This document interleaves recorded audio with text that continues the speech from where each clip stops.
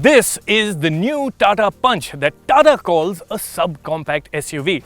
Now, before you get too ahead of yourselves, this is a front-wheel drive model, but as Tata puts it, it's got the agility of a hatchback with the DNA of an SUV. Classify it as you will, but be in no doubt because this is one very interesting product. A few basic details first. The Punch is built on Tata's new age Alpha architecture that also forms the base for the Altroz hatchback. And within the Tata family, the Punch sits between the Tiago NRG Cross hatchback and the Nexon compact SUV.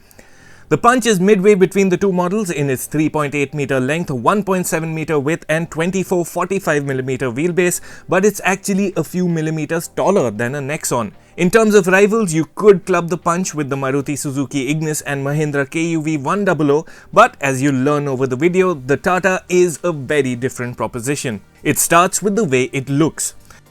The Punch is a chunky little car with plenty of road presence. It's got the high-set bonnet, the upright pillars, the accentuated wheel arches and the cladding you'd associate with an SUV. Notably, there's a handy 187mm of ground clearance too. The Punch is the smallest of Tata's SUV tribe and there's a clear link to the larger Harrier and Safari up front with the split headlamp setup. That's LED DRLs on top and the main headlights positioned lower down. Top versions like this creative one get projector lights, and a cool detail is the functional vent alongside the main lights. The LED DRLs on top and the grille are underlined by chrome. Interestingly, the grille is closed off with a tri-arrow shaped opening for the horn behind. The actual air inlet is lower down on the bumper that itself comes embellished with more tri-arrow details. The Punch looks purposeful in profile and the generous cladding on the doors does help to this end. Larger wheels and fatter rubber would have helped fill out the arches better, but the 16-inch machined alloys on the top spec version are attractive. The Punch's glasshouse is accentuated by the blacked out A and C pillars and there's a contrast roof and mirrors for added effect. Like the Altroz, the Punch's rear door handles are positioned behind the windows rather than at the doors, which is something you get used to. Also, as on the Altroz, the Punch's doors open to 90 degrees, easing access to the cabin. At the rear, styling is attractive. You like how the black of the C-pillar flows into the rear windscreen, the tailgate has its prominent cuts, and the tail lights with their tri-arrow LEDs also stand out. There's cladding on the rear bumper too, but maybe they could have gone easy on the tri-arrow details, and that cutout at the base makes the bumper seem incomplete. On the whole, the Punch is really eye-catching and drew attention everywhere we went. What do you think of the Tata Punch? Let us know in the comments section below. And if you haven't already, please do like the video and subscribe to the Autocar India channel and join us on the journey to 2 million subscribers. On to the interior. With doors that swing open to 90 degrees and relatively high set seats, getting into a Tata Punch is very easy and convenient. And once you're settled in, you like what you see. The dashboard sports a layered look, and what's really nice is the different plastics that have been used inside the cabin. There's textured plastics on the dash top, around the center console. There's Tata's tri-arrow pattern, which you'll find if you look closely at this panel. There's textured plastics lower down, and in general, the level of quality is quite nice. Sure, there are some places where panel gaps are not quite as tight as they could have been, but then again, for a car of this price, it's more than acceptable. Build quality is also commendable. The Punch's chunky AC vents look nice, the center console is neat, but you won't need to look all too hard to find the common elements shared with other Tata models, such as the 7-inch touchscreen, the steering wheel, and even the part digital instruments that come from the Tata Altroz. To go into a bit more detail of these elements, the touchscreen isn't super slick, but it works well enough for a car of this class. It packs in Apple CarPlay and Android Auto, and there are even games to keep you occupied in traffic jams. Sound quality is decent from the 4-speaker and 2-tweeter setup, and the rear view camera with guidelines also comes handy. Top spec versions also get the option of Tata's IRA connected features, allowing you to keep an eye on your car remotely. The leather-wrapped flat-bottom steering wheel is nice to hold, and it's impressive that part digital instruments are included too. The 7-inch screen is informative and includes turn-by-turn navigation, and also gives the position of the front tires just in case you want to be sure which way they're pointing when starting out. However, the squared-out dials look a bit unusual, and because the needle for the digital tachometer is triangulated, it shows an RPM range rather than a specific reading. Also, we wish the Punch shared the premium knitted roof lining with other Tata cars. It's not a biggie, but it's a quality element that we've just come to expect in the latest of Tatas. In terms of practicality, the Punch scores well with a large and cooled glove box that also has an Easter egg in the rhino motif, something you'd find on the rear windscreen too. All 4 doors get usable door pockets with bottle holders, and there's a spacious recess at the base of the dashboard as well. Of the other things, drivers will like the view out, and even the seating position is very relaxed and lets you really spread out and sit, and that's thanks to a very accommodating footwell. Now the seats themselves are quite large, but someone of my size will find that under thigh support is a bit lacking, and you'll also miss a center armrest. Talking features, in addition to all that I've touched upon, the top spec Punch Creative gets keyless entry, push button start, auto climate control, auto headlamps and wipers, and cruise control. What's nice is buyers have the option to upgrade each of the 4 trim levels with certain features of a higher variant. However, there's no sunroof for the moment at least, and rear aircon vents have been left out too. Switching focus to the back. The Tata Punch is reasonably roomy for rear seat passengers. I'm just under 6 feet tall, the front seat is set to my driving position, and I have a few inches of knee room and a lot of space to tuck my feet under the front seat. Now this cabin isn't really wide to seat 3 abreast in great comfort, but when the need arises, you do have a flat floor which does aid comfort for the middle seat passenger. However, this is still a place best suited to 2 passengers. Fold the armrest down, use the adjustable headrest, and you can sit in relatively good comfort. That being said, there are a few negatives.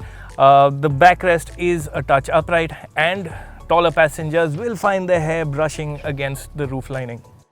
Rear seat passengers will also have to reach out to use the cup holders between the front seats. It's important to bring in that the Nexon is significantly roomier in both legroom and shoulder room, so if you'll be traveling 5 up often, it's the larger Tata that'll fit your needs better. In terms of space for luggage, the little Punch is actually quite accommodating. The loading lip is a touch high, but with 319 litres or 366 litres if measured to the roof, there's enough room for suitcases and some soft bags. You can also fold the single-piece rear seat back to create more space. A spare tyre is standard, and you also get a puncture repair kit. Here's a brief on the engine and gearboxes the Punch can be had with. The Punch is solely available with Tata's 1.2-litre 3-cylinder Revotron petrol engine. It's the same engine that powers the Tiago and Tigor, but with enhancements to the air intake that Tata says helps deliver better low-speed performance. The engine makes 86 horsepower and 113 Newton meters of torque. What's not known for now are the fuel economy numbers. Gearbox options include a 5-speed manual and a 5-speed AMT. A diesel is unlikely to join the lineup, but Tata hasn't ruled out a turbo petrol engine for the Punch and says it'll study customer feedback before taking a call. An all-electric version is also understood to be in development. Here's what the Punch manual is like to drive. The engine feels nice enough at city speeds. You won't have any trouble keeping up with the flow of traffic, but the build of power is quite flat, and performance is best described as adequate but not really exciting. The engine simply isn't as peppy as a Maruti K12 unit, for instance, though low-speed performance is decent and drivability and even smoothness are better than what you get in a Tiago. Our preliminary tests revealed the Punch to take 17.26 seconds from 20 to 80 kph in third gear, and even the 16.44 seconds 0 to 100 kph time is no great shakes. This isn't a car that you like to hustle. The Punch gets up to cruising speed smartly enough, and it'll maintain a steady cruise without any trouble. But when you want to, say, overtake a large trailer in a hurry, you will have to shift down to a lower gear and get the most out of the engine. A punchy turbo petrol engine or even a diesel engine would have really transformed the Punch. You do get two driving modes that alter the engine's characteristics. There isn't a world of a difference between the two driving modes. City should be your default mode, but when you do want to eke out the maximum fuel economy, which is the need of the hour today, you can switch to Eco Drive mode. In Eco, you'll find that power delivery becomes a bit more leisurely, but performance is actually usable for everyday city life. And if you want even more economy from your Tata Punch, there's also the option of activating Auto Start Stop. The feature switches the engine off at long hauls once the gear is moved to neutral and turns it back on as you depress the clutch. Trouble is, it also switches off the air conditioning, leaving only the blower on, which is not ideal on a hot day. Engine refinement is good but not great. The Tata Punch's engine sounds a bit grainy. You can hear that 3-cylinder thrum in the background, and when you do extend it, say above 4000 RPM or so, you'll also hear a whine from the engine bay. As for the clutch and gearbox, the Punch's clutch is light, but the gearbox is not the slickest in the business. Gear shifts will require a bit of effort from you. again, it's not to the point of being a deal breaker, but if you don't want the job of changing gears altogether, the Punch AMT is worth a look.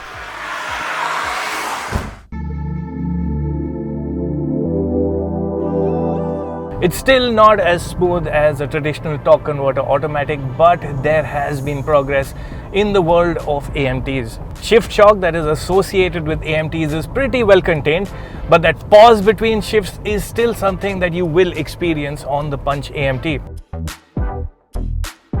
There is a pause between first and second gear and second and third gear, and actually the system works its smoothest with gentle throttle inputs.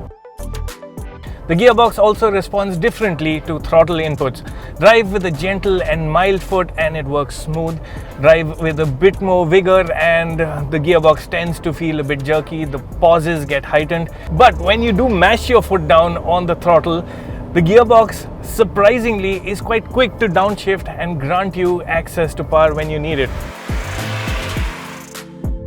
Again, this is not a zippy car and kickdown acceleration is humdrum even by 3-cylinder naturally aspirated car standards. The shift logic is better than the first of Tata's AMTs, but the system is still not free of its quirks. The gearbox does tend to fumble on very long inclines and it'll go up and down the gears before it really finds its rhythm. But it's a problem that you can get around by shifting to manual mode and taking control of shifts yourself. What's nice is that the gearbox is responsive to manual shifts and grants you a quick downshift when you really need it, making overtakings that little bit easier. In town, you'll find creep mode to work well enough, but on uphill starts, there is some rollback before you get forward motion. Back into the manual, and there's a lot more to touch upon, such as the feeling of confidence behind the wheel. The elevated seating position and upright pillars do give you the impression of driving an SUV, and that subconsciously adds to confidence on Indian roads. Helping that impression are the Punch's high-speed manners. You like the feeling of confidence that you get in the Punch on the highway. High-speed stability is good and it feels as sure-footed as a larger and heavier car would. For the record, the Tata Punch weighs 1035 kgs. Also nice are the brakes. You get a reasonably good feel at the pedal, and braking power is good, and it also stays quite stable under hard braking. On the subject, the Punch gets ABS with EBD, corner brake control and what Tata calls brake sway control to ensure the car doesn't veer about under hard braking. The safety suite also includes dual airbags and ISOFIX child seat mounts. The Tata Punch has been crash tested by Global NCAP, but the rating was not out at the time of shooting this video. The Tata Altroz that's built on the same platform was rated a full 5 stars on adult occupant protection, so you can expect the Punch to put up a strong show as well. There are some other highlights too. As has almost become a Tata trademark, The Punch's steering is nice and smooth and something that you'll really enjoy on long drives out of town. Even in the city, you like the steering that's light and easy to twirl and just generally makes the Punch a very nimble and friendly car to live with. But what the Punch distinguishes itself for is the suspension, some bit of low-speed stiffness notwithstanding. Like the latest of Tatas, the Punch has a robust suspension, and what that means is that you don't have to really shy away from bad or even non-existent roads. It softens the blow of potholes, and there's also confidence in knowing that there's ample ground clearance at your disposal. Just going by the section of road that we did, there is some truth to this being an SUV and not your typical hatchback. Tata even set up a mild off-road course to drive home the point, over to Renuka.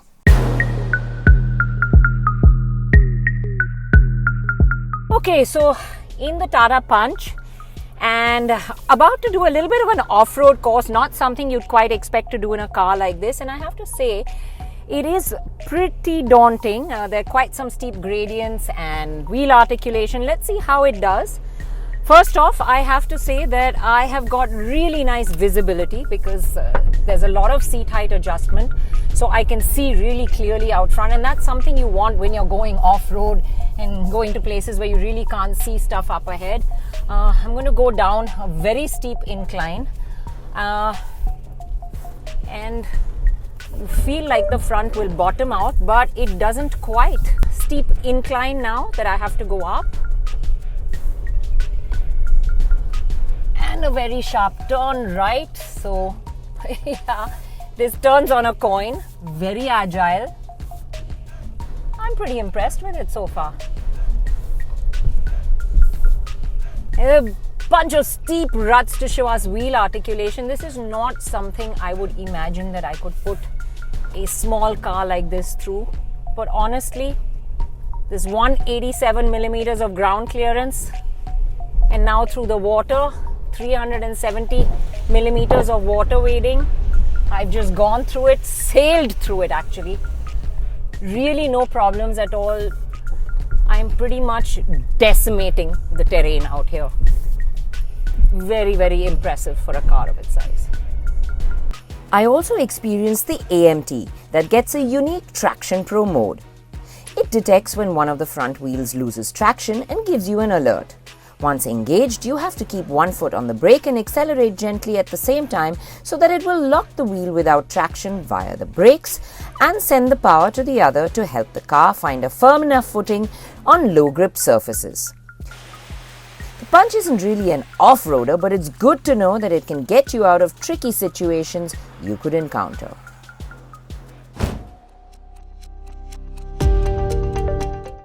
So that's the Tata Punch for you. Small but tough, it's a novel model that doesn't quite have a like-for-like rival, but at the same time is one that's sure to draw buyers from different segments. It's got more personality than your average hatchback, offers the build and elevated seating that you'd associate with a compact SUV, and seems well suited to tough Indian conditions. Expected to be priced from 5.5 to 8 lakh rupees ex-showroom, the Punch will undercut most of the sub-4 meter SUVs currently on sale and will be an alternative to the naturally aspirated versions of the Nissan Magnite and Renault Kiger that are larger in size but lower on par. The Punch will also go up against the base petrol versions of the Hyundai Venue and Kia Sonet. The Tata Punch isn't perfect. Performance could have been better and the AMT still isn't slick, but these factors will unlikely be all that big a bother for the majority of buyers, many of whom will be upgrading from smaller, less powerful models. In other areas, there's a whole lot going in favor of the Punch. So, if Tata can deliver on price, the Punch could be a knockout hit. एक second ना मैं 30 second दे मैं try कर लूँगा. The dashboard sports a layered look. Shift shock that is associated with AMG's.